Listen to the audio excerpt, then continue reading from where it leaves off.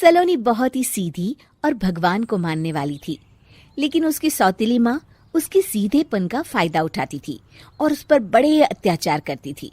जरा सी चूक हो जाने पर उसकी खूब पिटाई करती। अरे सुनते हो, कोई लूला लंगड़ा देख इसकी शादी तय करो और इसे इस घर से बाहर का रास्ता दिखाओ।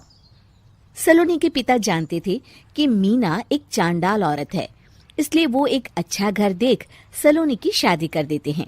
लेकिन वहां भी सलोनी से जलने वालों की कमी नहीं थी।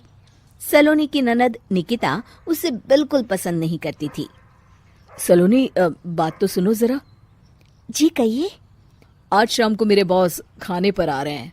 ध्यान रहे उनकी खातिरदारी में किसी प्रकार की कोई कमी नहीं होनी चाहिए। जी आपने कह दिया, बिल्कुल वैसा ही होगा। शाम को सलोनी जैसे ही गैस पर खाना चढ़ाकर वहां से जाती है अभी इसके खाने का स्वाद बढ़ाती हूँ। निकिता गैस की आंच तेज कर देती है। थोड़ी देर में देखते ही देखते सारा खाना जल जाता है और पूरे रसोई घर में चारों तरफ धुआं फैल जाता है। अब आएगा मजा। माँ जल्दी आओ, यहाँ देखो सलोनी ने किचन में आग लगा दी। अरे तेरा सत्यानाश हो, कल मुही तूने ये क्या कर दिया? सलोनी की सास उसे बहुत डांट फटकार लगाती है। तभी मोहन अपने बॉस के साथ घर में प्रवेश करता है। अरे भाई मोहन, ये क्या तुम्हारे घर का क्या हाल हो रखा है? लगता है खाना जल गया है। चलो खाने का प्रोग्राम कैंसिल करो, मैं अपने घर जाके खा लूंगा। सर दरअसल सर मुझे माफ कर दीजिए। अरे कोई बात नहीं, घरों में ये छोटी मोटी बातें होती रहती है। मैं समझ सकता हूँ, फिक्र मत करो, मैं नाराज नहीं हूँ और इस बात का तुम्हारे प्रमोशन पर भी कोई असर नहीं पड़ेगा। चलो अब चलता हूँ मैं।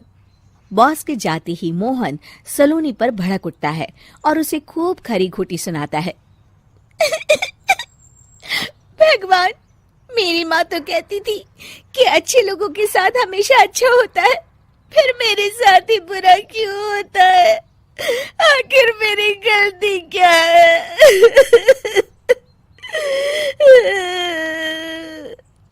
तभी आकाशवाणी होती है। बेटी, अब तुम्हें कोई दुख नहीं दे पाएगा। तुम्हारा बुरा सोचने वाले की मन की सारी बातें तुम पहले ही जान जाओगी। अगले दिन सलोनी निकिता को चाय देने उसके कमरे में जाती है। तब निकिता के मन में कुछ बातें चल रही थी। कल तो मैंने सिर्फ खाना जलाया था, अब तू देखती जा सलोनी, तेरा इस घर में जीना हराम कर दूंगी। अच्छा, तो ये बात है, अब इसे सबक सिखाना ही पड़ेगा। कुछ दिनों के बाद, सलोनी, मेरे कपड़े जल्दी से प्रेस कर दो, ऑफिस के लिए देर हो रही है।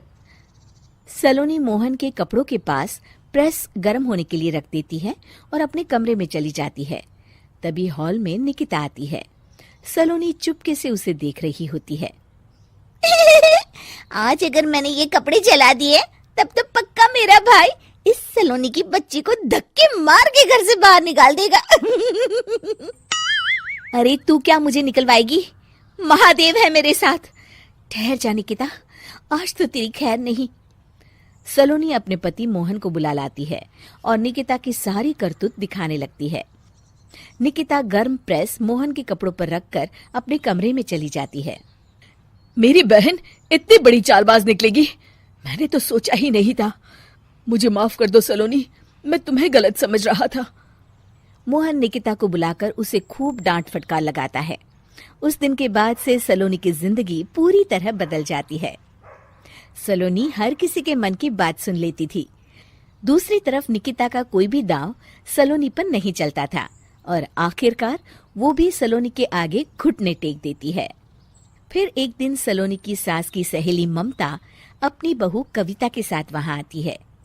कविता मन ही मन कहती है, अरे ये बुढ़िया पागल है जो मुझे यहाँ लेके आ गई। कहाँ मैं अपनी किटी पार्टी छोड़ के इसके साथ यहाँ मरने आ गई। पता नहीं कब तक इसे झेलना पड़ेगा। अरे ये जल्दी मरे और इसकी सारी जायदाद मेरे नाम हो जाए। सलोनी कविता की सारी बातें सुन लेती है। अरे कविता, तुम अपनी सास की जायदाद के लिए उन्हें झेल रही हो और उनके मरने का इंतजार कर रही हो। ये तो गलत बात है। सलोनी की बात सुनकर कविता बिना देर किए कहती है, अरे ये तुमने कैसे सुन लिया? ये सारी बातें तो मैं अपने मन से बोल रही थी। तुमने कैसे सुन लिया? बस फिर क्या था। ये सुनते ही कविता के बगल में बैठी उसकी सास उसकी चोटी पकड़ लेती है।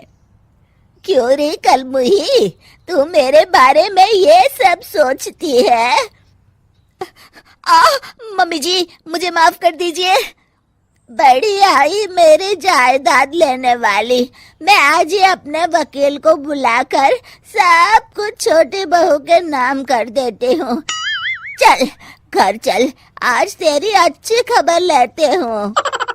इस तरह सलोनी लोगों के मन की बातें सुन लेती थी, लेकिन धीरे धीरे सलोनी को एहसास होता है कि उसके आसपास के सारे लोग एक दिखावे की जिंदगी जीते हैं और सब एक दूसरे के बारे में बुरा ही सोचते हैं। हे भगवान, दुनिया में कैसे लोग हैं? सबके मन छल कपट से भरे हैं। मैं तो लोगों के मन की बातें सुन सुनकर तंग आ चुकी हूँ।